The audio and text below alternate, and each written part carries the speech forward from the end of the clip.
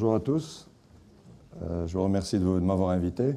Ça devait se faire l'année dernière, mais j'ai planté tout le monde. J'ai eu un petit problème de santé à la dernière minute. Donc cette année, j'ai tâché d'être là. Voilà, j'arrive tout droit de Tanger où j'avais une réunion. Donc je vais essayer de vous parler de design sans montrer de slide. C'est la première fois que je fais ça, mais parler un petit peu du design. Je vais poser une question. Est-ce que quelqu'un sait ce que c'est que le design?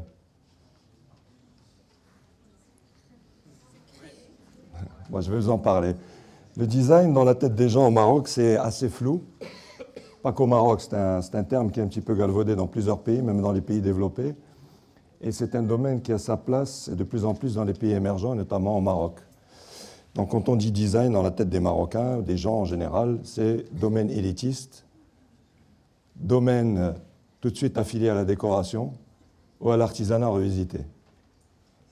Ils ont tout faux, c'est pas ça le design. Pour faire une petite brève historique pour vous revenir un peu en arrière, le Maroc malheureusement n'a pas connu la révolution industrielle. Donc en 1851-1852, il y a eu la fameuse exposition Crystal Palace à Londres, où à l'époque on était passé d'un monde, si on peut dire artisanal, à un monde industriel. Le développement des chemins de fer, les premières usines, la première production en série. Et donc là, en termes de production et en termes de produits ouvragés et de méthodes par rapport à design, il y a certains exemples que je vais vous citer qui vont un petit peu vous imaginer ce que je suis en train de vous dire. Il y a un produit qui avait été développé au niveau industriellement, qui a été développé par un célèbre fabricant qui s'appelle Charles Tonnet, qui avait fabriqué la fameuse chaise bistrot que tout le monde connaît. Et c'était une technique qui venait tout droit de la technique du vin, des tôlonniers, et on cintrait le bois pour en faire Il avait inventé, si vous voulez, le meuble en kit, en série. Donc en l'espace de 2-3 ans, il est passé à 10 millions d'exemplaires, ce qui était à l'époque une prouesse. Et c'est là où sont nés les premiers mouvements au niveau du design international. En Europe, donc on est passé des arts décoratifs, c'est un petit peu le même cas au Maroc, donc au niveau des traditions, vers une production industrielle. Après, au niveau Angleterre, le mouvement Art and Craft. Après, vous avez la fondation en Allemagne du Bauhaus, qui est l'école, si vous voulez, un mode de pensée assez révolutionnaire que beaucoup d'architectes, de designers et d'entreprises utilisent jusqu'à maintenant, qui avait été fondé par Walter Gropius en 1921. Après, vous avez les différents mouvements en Italie, le futurisme, jusqu'aux années 60, l'industrie de plastique et les premières innovations qu'on a vues pendant la guerre 39-40. Aux États-Unis, il y a eu énormément de designers qui ont travaillé sur des produits, sur des voitures, sur du design de service, comme Raymond Loewy qui a fait la Studebaker ou qui avait designé le fameux logo de Shell qu'on voit toujours et qui avait dit la fameuse phrase qui est devenue célèbre, « La laideur se vend mal ». Et jusqu'aux années 60, on avait l'industrie du plastique avec tous les produits, les arts ménagers, les premières machines à raser, les premiers aspirateurs, les premières cuisines équipées, les arts ménagers donc destinés au plus grand nombre. Et l'industrie a pris le design en main et a compris que le design, ce n'est pas une fin en soi. Ça veut dire qu'on ne fait pas de design pour dire c'est joli uniquement. Le design, c'est avant toute chose une méthodologie, c'est un process. C'est un travail c'est un travail créatif, c'est de l'innovation, mais c'est un travail d'ingénierie, c'est un travail de marketing, c'est un travail de système de management qui est intégré au niveau de l'entreprise. Depuis de nombreuses années, dans des entreprises comme Microsoft ou d'autres, le terme de design management existe depuis plus de 20 ans à l'étranger. Au Maroc, ça n'existe pas encore. C'est un métier qui est transversal au marketing. Et quand un designer ou une agence de design vient voir un donneur d'ordre, il y a tout de suite on comprend ce qu'il est en train de nous vendre, ce qu'il est en train de nous raconter.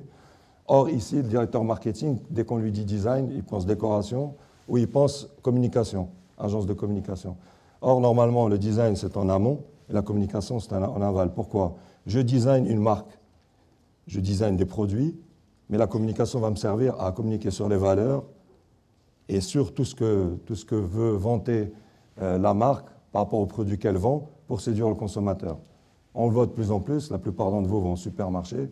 Il y a 10 ans, il y avait peut-être 2 marques de yaourt qui se battaient en duel. Là, aujourd'hui, les rayonnages se développent de plus en plus. On voit des marques de yaourt marocaines qui se développent, des packaging qui sont créés pour séduire la ménagère ou le consommateur.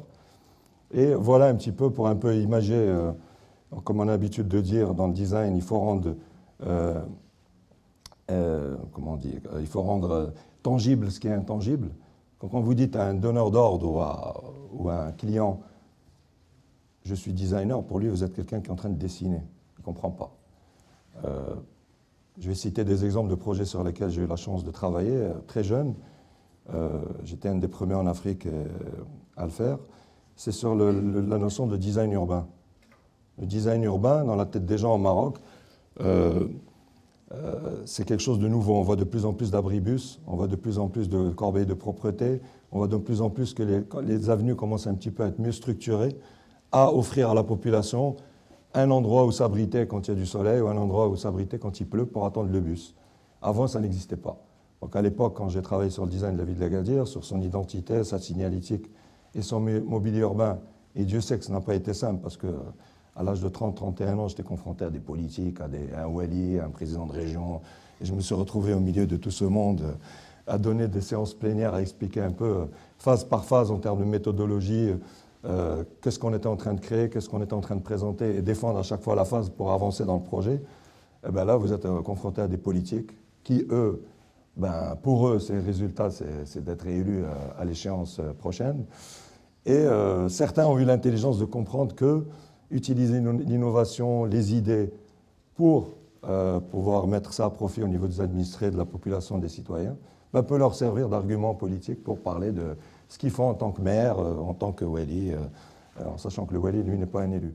Donc ça, j'ai travaillé sur ce type de projet et j'ai voulu tout de suite démystifier le design par rapport à un long travail de terrain, un combat perpétuel qui continue, en leur expliquant que ce n'était pas élitiste, que quand on fait du design urbain, notamment quand on dessine des abribus, comme ceux que vous voyez à Casablanca, j'ai eu la chance de les faire et de les dessiner, donc les blancs qui sont un peu partout dans la ville, bah, au départ, on ne comprenait pas. Et donc là, par ces actions-là, j'ai pu montrer que c'était un design qui était fait au plus grand nombre, qui était destiné à tout le monde. Les abribus de Rabat, c'est la même chose. Et tout dernièrement, il y a 12 mois, on m'appelle, on me dit consultation directe, les autoroutes du Maroc qui me contactent, qui me disent on voudrait penser à faire du design service. Ah bon? Ben oui, il y a peu de pays dans le monde qui l'ont fait. Il y a certaines autoroutes, portions d'autoroutes dans le sud de la France qui ont fait quelques travaux de design au niveau de la signalétique, au niveau un petit peu de l'organisation de la charte pour pouvoir permettre aux conducteurs, à l'usager d'être mieux interpellé au niveau des messages, soit au niveau des messages civiques, bon, pour rouler moins vite, de ne pas jeter quelque chose par la fenêtre ou rouler sur sa droite, etc. Donc on m'a dit, nous, on voudrait penser à tout le réseau. Bon, écoutez, tout le réseau. D'accord, très bien. Bon, on s'est posé des questions, j'ai fait plusieurs réunions avec eux, on a discuté, j'ai fait un tas de recherches pendant des semaines sur tout ce qui se passe un peu partout dans le monde, ce qu'on appelle le benchmarking. En termes de normes, il y a énormément de normes, en termes des tailles de typographie, des hauteurs, bon, je vous passe tous les détails. Et finalement, bon, quand la méthodologie a été proposée, elle a été validée. On a travaillé sur une définition du concept qu'on a proposé sur 3 axes. Un des axes a été choisi, donc parce que tout ce qui a été fait au niveau de l'audit au début a été fait d'une manière concrète. Et c'est ce qui a permis, après, ben, de partir sur de la créativité et de l'innovation. Donc on a travaillé sur tout un univers, au niveau des couleurs, au niveau de la charte, au niveau de l'univers graphique, au niveau des pictogrammes, au niveau de tout ce qui est mât, au niveau du mobilier urbain. Et donc ceux qui ont peut-être pris l'autoroute entre Fès et Oujda ont découvert ce travail qui a été fait. Et au fur et à mesure des semaines qui vont passer et des mois, vous verrez que ce terme de design de service destiné aux autoroutes du Maroc, en termes de design d'ingénierie, fait du Maroc le premier pays au monde à avoir fait ça. Voilà, donc ça c'est un des exemples. Et donc on a continué un petit peu dans cette voie-là. Et dernièrement, on m'a contacté en me disant, toujours dans cette notion de design de service, d'utiliser le design par l'image, l'innovation du design, etc., je me suis retrouvé à designer pour eux un auvent. Donc là, on s'arrête pour payer son ticket de passage. Donc ça sera le plus grand auvent du Maroc, il va faire 132 mètres de long, sur 7,50 mètres de haut, sur 15 mètres de large. Et c'est quelque chose qu'on est en train de développer avec un bureau d'études parce qu'il sera fait en béton ultra haute performance. C'est un matériau qui n'a jamais été utilisé au Maroc. On a utilisé le haute performance pour le pont Moulay Hassan, donc à Rabat, sur le Boule Grec. Et donc là, on essaie toujours de pousser le bouchon, de montrer que le design est de l'innovation, qu'on essaie de sortir des sentiers battus. Et donc pour ce projet de haut vent, ça a été aussi un challenge pour mener à bien encore une idée, défendre un projet parce qu'ils n'ont pas accepté au début, et continuer, et continuer, et continuer. Et donc, je vais parler d'une expérience que j'ai vécue il y a 1 an pour montrer un petit peu qu'il y a des pays arabes qui ont compris un petit peu la force du design et que le design est nécessaire au développement des entreprises, des services, des produits, de l'innovation, parce que c'est l'image d'un pays, c'est ce que le pays vend. Quand on dit États-Unis, on pense tout de suite à des marques.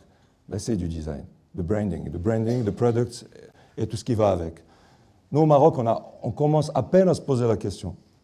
Dernièrement, j'ai été contacté il y a un peu plus d'1 an par un chasseur de tête à Londres. Un jour, un numéro. Je passe mon temps à vadrouiller un peu partout. Je donne des conférences à Hong Kong, au Brésil. Je rencontre des étudiants. J'essaie de discuter avec eux, de voir qu'il y a des pays qui ont vraiment pris le taureau par les cornes, y compris la puissance du design, ce que ça peut apporter à un pays.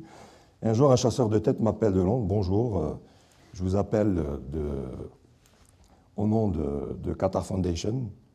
Ah bon, d'accord, très bien.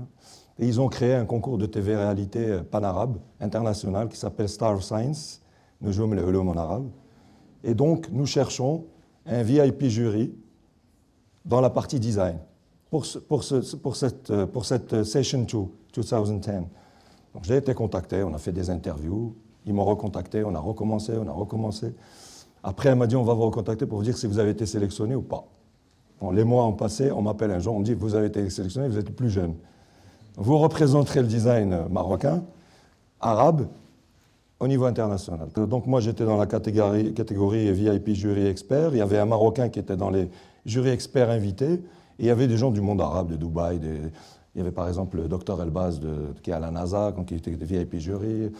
Et donc moi, j'étais confronté à ça et je me suis rendu compte qu'ils avaient compris à quel point la science doit intégrer la notion de design dans le process d'innovation. Pourquoi? Parce que, admettons, vous créez un produit, un téléphone ou une télécommande ou une souris, une technologie, mais il faut bien la designer. Après, il faut lui trouver un nom. Ouais, c'est Microsoft, mais elle a un nom, elle s'appelle X. Et donc, chaque VIP juré avait son épisode qui lui était dédié. Donc, il y avait design épisode, marketing épisode, engineering épisode. Et j'ai eu la chance de pouvoir être confronté à des jeunes innovateurs qui venaient, qui parlaient en arabe classique de leur projet et ils montraient toute l'évolution parce qu'il y avait un laboratoire qui était mis à leur disposition. Tout le process de fabrication des prototypes était financé par la fondation et la mise en jeu était quand même $600 000 pour les quatre finalistes. Et donc là, c'est là où on voit un petit peu l'importance qu'ils ont associé l'innovation, le design, la science, l'ingénierie et le marketing. Ils ont même aidé à donner un nom à leurs produits, des couleurs. Et à la fin, quand il y avait les dernières, la design épisode était l'avant-dernière, oui, avant la marketing, ben, on voyait que les produits étaient aboutis. C'est vraiment abouti. Depuis le début, quand on a suivi tout le process, ben, qu'on a vu que les étudiants, même ou les innovateurs ou les scientifiques, quand ils parlaient de leurs produits, ils avaient le langage design. Ils défendaient leurs produits en parlant de marketing, en parlant de management et comment ils ont fait pour un peu améliorer l'ergonomie du produit, la technologie, le côté sensoriel, les couleurs, la matière. Ils ont tenu en compte du coût de production parce que quand on design quelque chose, il faut penser à la production et au coût. Et donc voilà, ça c'était une des dernières expériences que j'ai vécues. J'espère que j'ai donner une image un peu globale. Ce n'est pas évident avec des slides. Merci.